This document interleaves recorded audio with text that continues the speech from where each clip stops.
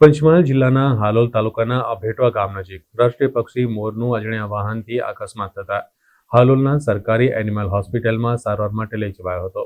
પંચમહાલ જિલ્લા હાલોલ તાલુકાના અભેટવા ગામમાં સવારના 6 વાગ્યા નજીકના અરસામાં જીવદયા પ્રેમી અને કાલોલમાં પીએલબી તરીકે સેવાકીય કાર્યકર્તા ચૌહાણ નિલેશસિંહને ગામના જાગૃત નાગરિક કમલભાઈ ચાવડાને પ્રકાશભાઈ સવારે નોકરી કરવા જઈ રહ્યા હતા.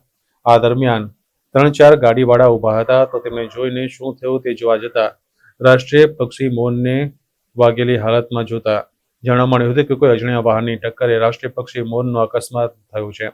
તેની જાણ જીવદયા પ્રેમની ટીમના નિલેશ ચૌહાણ તથા જીરાસિંહ સિસોદિયા અને અમિતભાઈ રાઠોડ સાથે મળી રાષ્ટ્રીય પક્ષી મોરનું રેસ્ક્યુ કરી હાલોલ સરકારી એનિમલ હોસ્પિટલમાં ડોક્ટર દ્વારા દવા કરી આરએફઓને જાણ કરવામાં આવી હતી. જ્યાં આરએફઓ સતીશભાઈ બારિયાની જાણકારી મુજબ મોરને આગળની સારવાર માટે ફોરેસ્ટ ડિપાર્ટમેન્ટમાં મોકલી દેવાયો છે.